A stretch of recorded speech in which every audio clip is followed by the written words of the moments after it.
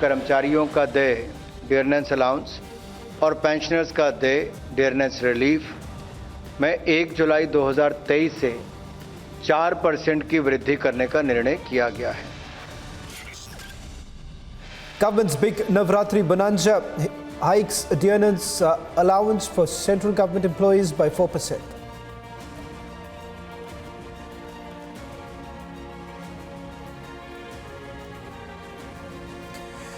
Ladies and gentlemen, while the war between Israel and Hamas continues to escalate, one of the deadliest explosions at the Gaza hospital recently has sent shockwaves across the country as over 500 civilians killed in the attack.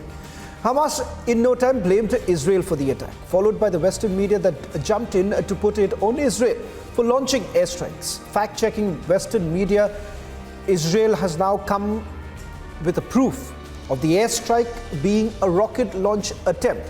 Failure by the Hamas terrorists. Meanwhile, US President Joe Biden, while on Israel visit, has backed the war-struck nation, clarifying Israel has no involvement behind the attack. Also, US President has extended his full support to one of its closest allies, Benjamin Netanyahu, while the nation is reeling from Hamas's barbarity.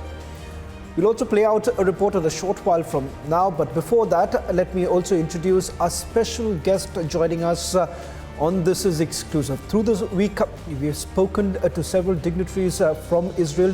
Tonight, we also have another special guest joining us. He's the former Prime Minister of Israel, Ehud Olmert.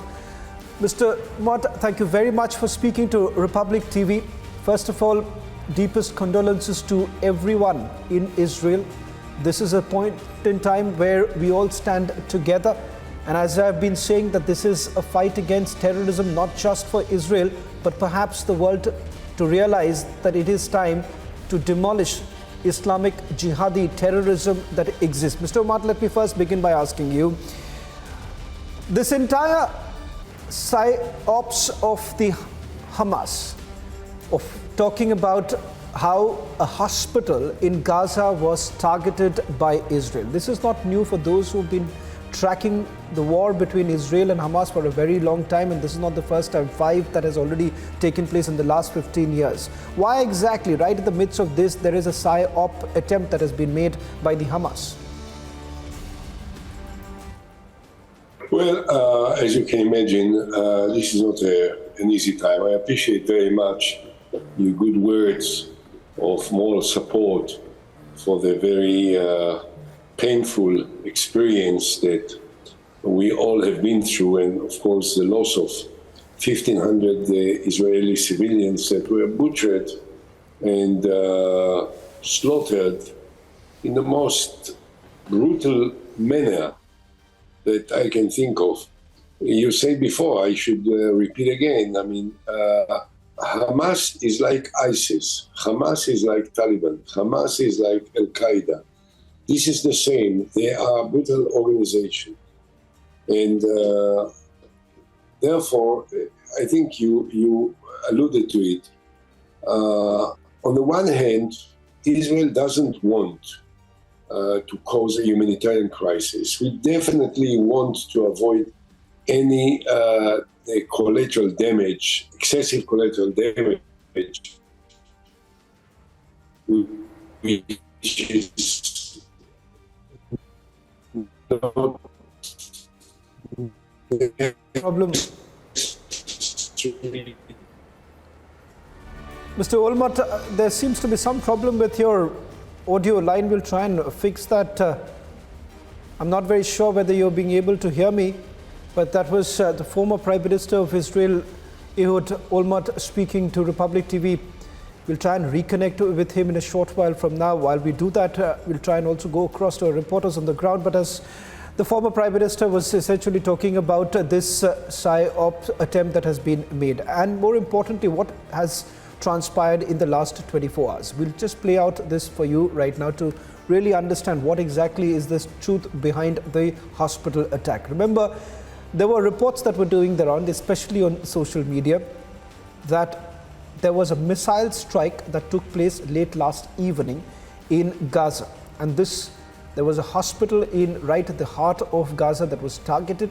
In fact, Hamas sympathizers as well as Palestinians were essentially targeting Israel, saying that this was an IDF strike, an airstrike that was carried out by the IDF. What has essentially happened is that IDF thereafter has put out enough proof for everyone to take a closer look at. They say that this was an attempt that was made by Hamas to carry out a rocket attack from the soil of Gaza, but it turned out that this was a failed rocket launch that took place, essentially resulting in a situation where the hospital was under fire. And over the last few days, Israel has essentially been saying that if at all they had an intention to target the civilian population, they would have done it much before. But the fact of the matter is that they are adhering to what they are calling the rule of a war. That is the exact reason why every person in Gaza was actually given a window, a time period within which they were asked to leave from northern Gaza and asked to move towards southern Gaza through Rafah so that they could move out of Gaza. And that is exactly why the administration in Israel have been saying that the only target right now happens to be none other than Hamas, targets that have been identified by Israel. Let me just once again go back to the former Prime Minister of Israel, Ehud Olmert, who's joining us. Sir, we lost you in between. If I can take another question with you. First, you spoke about the barbarism of Hamas, and I think it's for the world to witness at this point in time. But the question here is, with the US president landing in Israel and several countries coming together and supporting Israel at this point in time, do you believe that there would be pressure on Israel perhaps to rethink their entire strategy with regards to whether at all there's going to be a ceasefire? Will that be acceptable to the Netanyahu administration in Israel? Well, first of all, the visit of President Biden is very, very important. And the visits of Chancellor Scholz yesterday was very important. And I think that President Macron and Prime Minister Rishi Sunak is scheduled to come also. All these visits are very important. But of course, still the question is, how do we deal with Hamas? As you know now already, the Hamas was shooting the hospital yesterday. It's not us. But we are taking the blame for something that they did to their own people. And how many of them they killed, I don't know, but they killed quite a few. But they did it, not us. But we have to bear the consequences. So the question is, how long will the international community continue their support to the state of Israel, considering the fact that Hamas is an ISIS organization and it needs to be removed? And we were very encouraged today by President Biden for saying explicitly that he doesn't believe that Israel attacked the hospital, and that he believes that Israel has to continue its military operation in order to defeat Hamas. The same was said today in Parliament in London by Prime Minister Rishi Sunak. He also said that he doesn't believe all these accusations about Israel, and at the same time, he believes that Israel has a right to fight against its adversaries. So right now, there is an opening. How long the international community will tolerate the Israeli counteroffensive remains to be seen. I hope that we will succeed in reaching out for the leaders of Hamas and avoiding as much as we can hurting the civilian population, which certainly doesn't bear responsibility to the Hamas. But we need to ask them to pull out from the center of towns, only because if they will be in the center of towns, they will suffer from the Israeli operation. Now, we need to make these operations in the center of towns, because this is where the bunkers, the command position, the hangars that store the weapons and the explosive and also the launching positions of the launchers of the missiles are all in the center of town. So we need to reach out for the center of town. We don't want to hit the population, so they had to be moved, and there will be a humanitarian corridor that will take place of them. And in the same time, we'll be able to reach out for the leaders of Hamas. Trust me, at the end of the day, Hamas will suffer a major blow that will incapacitate them. If you are in a position today to advise the current Prime Minister, what is it that you would essentially say? Because let's not make any mistake about the fact that somewhere down the line, Israel thought that Hamas was very busy governing Gaza. And that is exactly why, let's admit it, there was a mistake that perhaps Israelis did actually make with regards to becoming a little complacent. Otherwise, this kind of an attack would not have been possible. What is it that you would actually tell Prime Minister Benjamin Netanyahu in order to say that how is it going to be different than what we have seen in the past? Do you believe that it is time to, when you say completely finish Hamas, does it essentially mean that you will have to take some control of Gaza? First of all, the only advice that I want to give Netanyahu is the advice that he gave to me after the second war in Lebanon.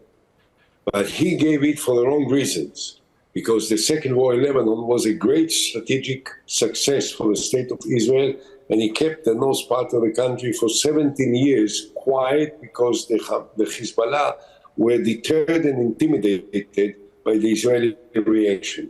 What I can say to Netanyahu today is go home. The sooner you go home, the better it is for Israel. Prime Minister Netanyahu is a complete failure.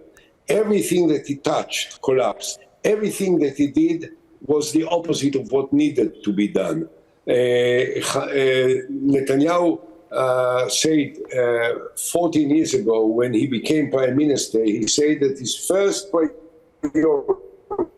as prime minister is to destroy Hamas. Subsequently, he downgraded the Palestinian Authority with Mahmoud Abbas, who is a natural partner for negotiations for peace, and instead he promoted the status of Hamas. Why? Because Hamas is not considered to be a potential candidate for peace negotiations, so he could flirt with them without need to make political accommodations. With Abu Mazen, with the Palestinian Authority, in order to achieve peace, we have to pull out from territories.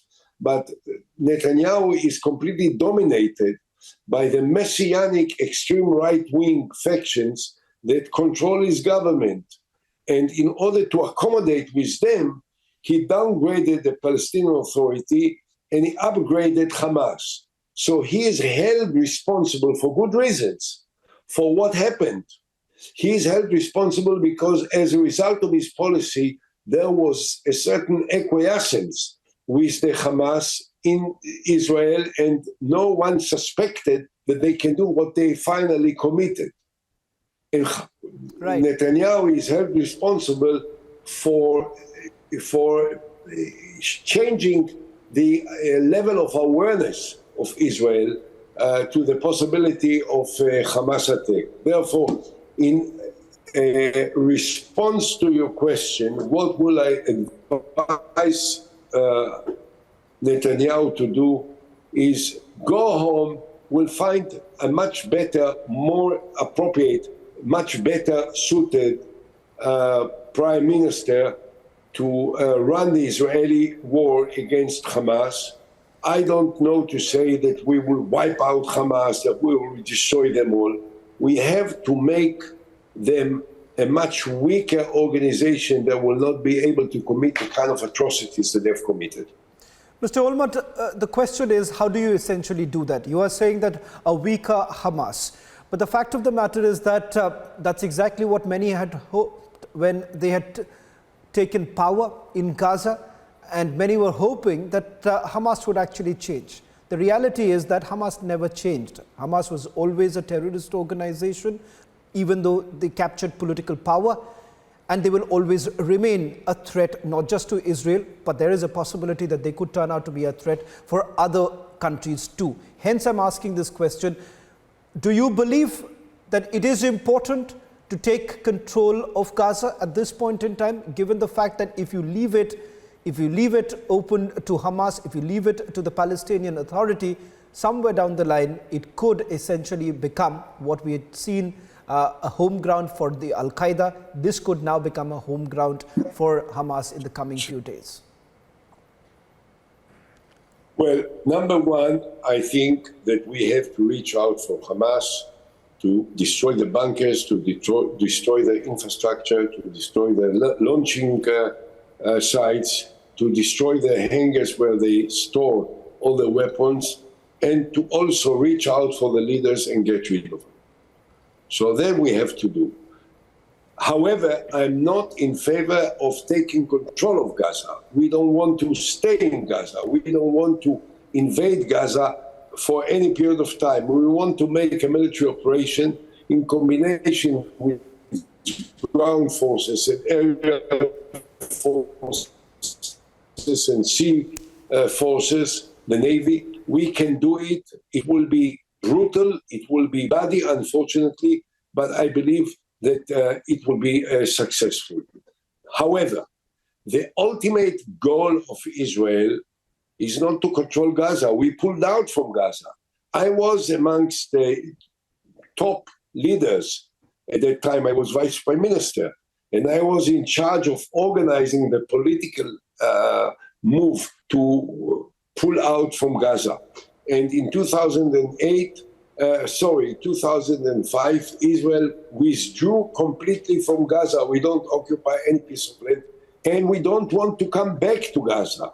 What we want is to lay the foundations that will allow Israel to negotiate with the Palestinian Authority, with Mahmoud Abbas, for the creation of a two-state solution. Right. So it must be clear. This is my policy. This is what I was fighting for. This is what I was negotiating with Abu Mazen for. And this is what we need to do. Now, I have to say, I have lots of complaints to the Palestinian Authority because in 2008, when I presented Abu Mazen, the leader of the Palestinian Authorities, the president, with a plan that would have created peace between us and the Palestinians, he never said yes. And subsequently, all his aides, all his advisors, all his supporters came to me and said, what a mistake he did. He should have said yes. He never said yes, but he never said no.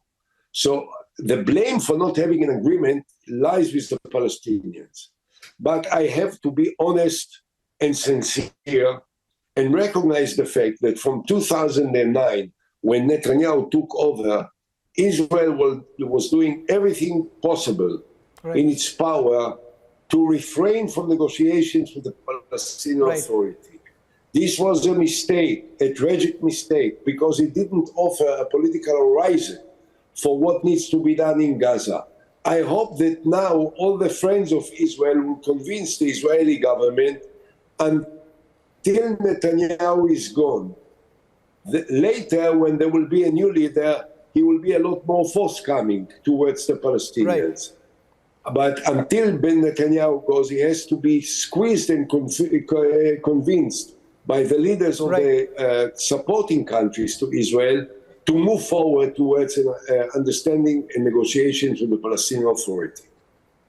Well, thank you very much, Mr. Ehud Olmert, for joining us on Republic TV and putting this into perspective, hoping at this point in time that nations would come together in this fight against terrorism. And as you also pointed out with regards to the two-nation solution, something that India has also been supporting for a very long time. That was the former Prime Minister speaking exclusively to Republic TV.